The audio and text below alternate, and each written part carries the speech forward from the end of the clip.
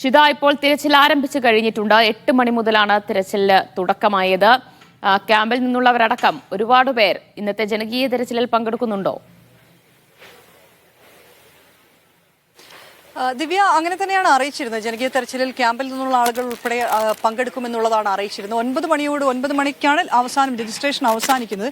അല്പസമയത്തിനുള്ളിൽ തന്നെ നമുക്ക് അതിന്റെ ഒരു കണക്ക് ലഭ്യമാകുമെന്നാണ് പ്രതീക്ഷിക്കുന്നത്. എത്ര പേർ ഈ ജനകീയ തെരച്ചിലിൽ വന്നിട്ടുണ്ട്, എത്ര പേരാണ് ക്യാമ്പിൽ നിന്ന് എത്തിയത് എന്നതുൾപ്പെടെയുള്ള കണക്ക് അല്പസമയത്തിനകം തന്നെ ലഭ്യമാകുമെന്നാണ് പ്രതീക്ഷിക്കുന്നത്. ഇന്ന് കൂടുതൽ സന്നദ്ധ പ്രവർത്തകർ ഇവിടേക്ക് എത്തിയിട്ടുണ്ട്. കഴിഞ്ഞ ജനകീയ തെരച്ചിൽ പോലെയല്ല, ഇന്ന് ഒരുപാട് ആളുകൾ എത്തിയിട്ടുണ്ട്. വിവിധ സംഘടനകളുടെ എല്ലാം നേതൃത്വത്തിൽ തന്നെ നിരവധി ആളുകൾ ഇങ്ങോട്ട് എത്തുന്നതാണ് നമുക്ക് കാണാൻ സാധിച്ചിരിക്കുന്നത്. ഒപ്പം തന്നെ ഇവരുടെ പുനരധിവാസം ഉൾപ്പെടെയുള്ള കാര്യങ്ങളിൽ സർക്കാർ നടപടികൾ വേഗത്തിലാക്കാനുള്ള നടപടികൾ കൂടെ തുടങ്ങിയിട്ടുണ്ട്. വാടക വീടുകൾ ക്യാമ്പിൽ, ദുരിതാശ്വാസ ക്യാമ്പുകളിൽ നിന്ന് വാടക വീടുകളൊക്കെ കണ്ടെത്തിക്കൊണ്ട് PWDയുടെ ക്വാർട്ടേഴ്സ് ഉൾപ്പെടെ സർക്കാർ ക്വാർട്ടേഴ്സുകളെല്ലാം ഉൾപ്പെടുത്തിക്കൊണ്ട് വാടക വീടുകളിലേക്ക് മാറ്റാൻ, അവരെ സ്കൂളിൽ നിന്നും മാറ്റാനുള്ള ഒരു നടപടിയിലേക്ക് പോവുകയാണ്. എനിക്കൊപ്പമുള്ളത് ഇപ്പോൾ ISM ഇലാഫിന്റെ ആളുകളാണ്. അവർ ഇതേപോലെ തന്നെ സർക്കാർ പറഞ്ഞിരുന്നത് അവരോടൊപ്പം കൈകോർത്ത് പിടിക്കുന്നവരെയെല്ലാം തന്നെ അവരോടെല്ലാം തന്നെ ഒപ്പം ചേരാൻ പറഞ്ഞിട്ടുണ്ടായിരുന്നു. അപ്പോൾ അതിന്റെ അടിസ്ഥാനത്തിൽ ഇവരിപ്പോൾ കുറച്ചു പേർക്ക് വാടക വീട് എടുത്ത് കൊടുക്കുകയാണ്. എത്ര പേർക്കാണ് നിങ്ങൾ വാടക വീട് നൽകുന്നത്?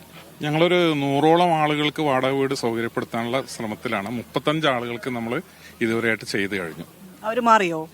35ഓളം ആളുകളെ നമ്മൾ വാടക വീടുകളിലേക്ക് മാറ്റി കഴിഞ്ഞു.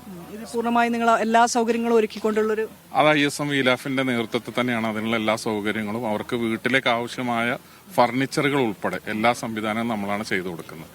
അവരുടെ വീടിന്റെ വാടക ഉൾപ്പെടെയുള്ള കാര്യങ്ങൾ നമ്മളാണ് ചെയ്തു കൊടുക്കുന്നത്. ഇപ്പൊ സർക്കാർ പറഞ്ഞിരുന്നല്ലോ, തയ്യാറായി വരുന്നവർ മുന്നോട്ട് വരണം, ഇവരെ സഹായിക്കാൻ. അങ്ങനെയാണോ നിങ്ങൾ മുന്നോട്ട് വന്നിരിക്കുന്നത്? ഞങ്ങള് ഇതിന്റെ തുടക്കം മുതൽ 30-ാം തീയതി വിഷയം ഉണ്ടായ സമയം മുതൽ ISM ഇലാഫിന്റെ പ്രവർത്തകന്മാർ വയനാട് ഈ പ്രദേശങ്ങൾ കേന്ദ്രീകരിച്ചിട്ടുണ്ട്. ഞങ്ങൾ ആദ്യം ക്യാമ്പുകളിലേക്ക് ഉള്ള ആവശ്യങ്ങൾ നിർവഹിച്ചതിന് ശേഷം തൊട്ടുടനെ ക്യാമ്പുകളിലെ ദുരിതങ്ങൾ മനസ്സിലാക്കി ക്യാമ്പുകളിൽ പ്രയാസപ്പെടുന്ന ആളുകളെ വാടക വീടുകൾ കണ്ടെത്തി മാറ്റുന്ന ഒരു പ്രവർത്തനത്തിനാണ് തുടക്കം മുതൽ മുന്നിട്ടിറങ്ങിയത്. കട്ടിലുകളും അതേപോലെ ബെഡും കട്ടിലുകളും ടേബിളും പാത്രങ്ങളും ഗ്യാസ് അടക്കം ജീവിച്ച അതേ ഒരു സാഹചര്യത്തിൽ ഇതുവരെ ആരും ചെയ്യാത്തൊരു കാര്യമാണ് ഗ്യാസ് കുറ്റി അടക്കം നമ്മൾ അവർക്ക് നൽകി കൊണ്ടാണ് ഈ പുനരധിവാസ പ്രവർത്തനങ്ങൾ നടത്തുന്നത്.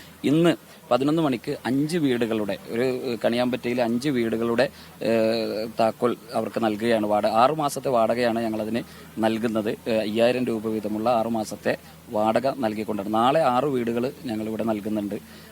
വളരെ ശക്തമായ പ്രവർത്തനമാണ് ഞങ്ങൾ നടത്തുന്നത്.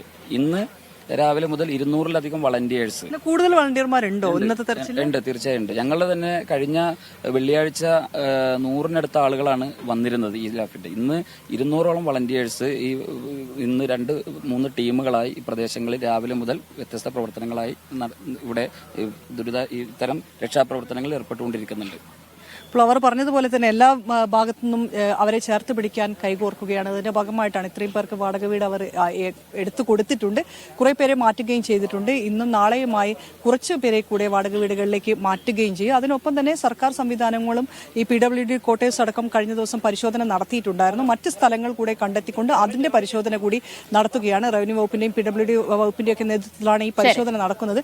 അതുകൂടെ കഴിഞ്ഞാൽ വരും ദിവസങ്ങളിൽ എത്രയും പെട്ടെന്ന് തന്നെ അധിക ദിവസം ക്യാമ്പിൽ കഴിയാതെ അവർക്ക് ക്യാമ്പിലേക്ക് മാറാൻ കഴിയുമെന്നാണ് പ്രതീക്ഷിക്കുന്നത്. ഇന്നത്തെ തെരച്ചിലിൽ കൂടുതൽ പേർ പങ്കെടുക്കുകയും ചെയ്യുന്നുണ്ട്. ദിവ്യ.